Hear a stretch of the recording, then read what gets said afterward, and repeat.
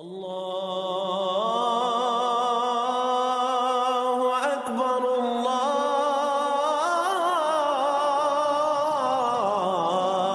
اکبر۔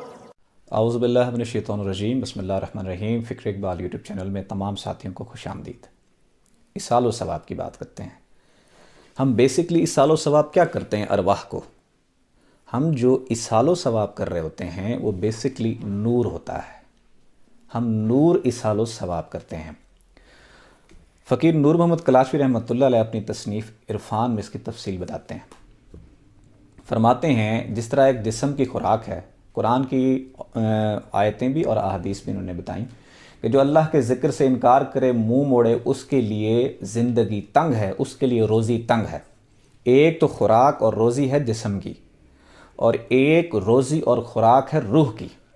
جو روح کی غذا اور روح کی خوراک ہے وہ ہے ذکر اللہ، وہ ہے ذکر اللہ کا کلام۔ بیسکلی اس کلام سے اور اس ذکر سے نور پیدا ہوتا ہے۔ اب حضرت سخی سلطان رحمۃ اللہ کے یہ مرید خاص ہیں، فرماتے ہیں یہ جو جسم ہے نا، اس جسم کی یہ زبان ہے، یہ جتنا بھی آپ کوشش کریں یہ اتنا نور پیدا نہیں کر سکتی جتنا کہ حق ہے پیدا کرنے کا۔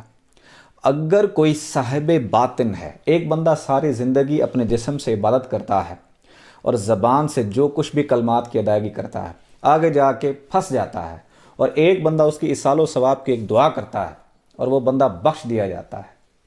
وجہ کیا ہے؟ اس کی زبان سے اتنا نور پیدا نہیں ہوا۔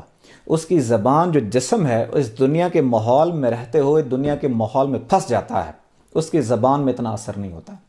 لیکن انسان کے جسم کے اندر کی جو مخلوقیں ہیں، اگر ان کو زبان عطا کرا دی جائے، یہ جو کلام پڑھتے ہیں تو بے شمار نور پیدا ہوتا ہے، بے شمار، جس کو شمار ہی نہیں کیا جا سکتا۔ اور حضرت سخی سلطان فقیر نور محمد کلاشوی رحمۃ اللہ فرماتے ہیں اگر لطیفہ نفس کو پاک کر دو اور اس کو زبان عطا ہو جائے، اور اگر یہ لطیفہ نفس اگر یہ قرآن کی تلاوت کرے تو اس کے اندر اتنا نور پیدا ہو جاتا ہے، اتنا نور پیدا ہو جاتا ہے کہ جتنے جنات ہیں نا وہ بھی اس سے نور حاصل کرنے لگ جاتے ہیں اور اس کے تابع فرما بردار اور مطیع ہو جاتے ہیں۔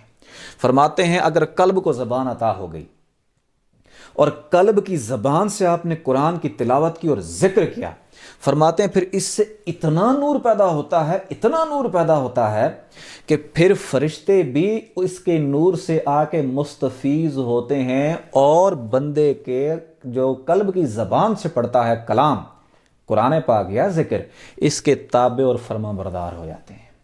پھر فرماتے ہیں اگر روح کے ذریعے سے، اگر روح کی زبان عطا ہو جاتی ہے اور روح سے کلام پڑھتا ہے یا ذکر کرتا ہے تو اس سے اتنا نور پیدا ہو جاتا ہے کہ انبیاء اولیاء کی ارواح بھی آ کے ارد گرد اکٹھی ہو جاتی ہیں اور امداد بھی کرتی ہیں۔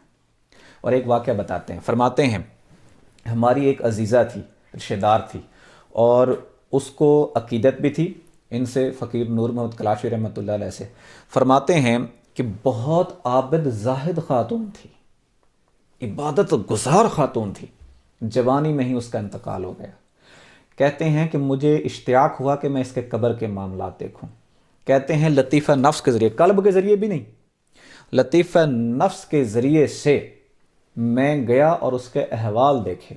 جب احوال دیکھے، پرانا گھر اور پرانی چارپائی، اور اس کے اوپر ویسے ہی سوجی ہوئی اور شدت تکلیف میں پکار رہی تھی۔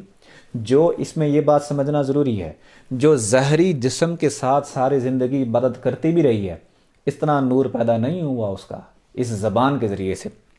فرماتے ہیں کہ میں نے جب اس کی یہ حالت دیکھی، اس نے امداد کے لیے پکارا، بھائی میری مدد کرو۔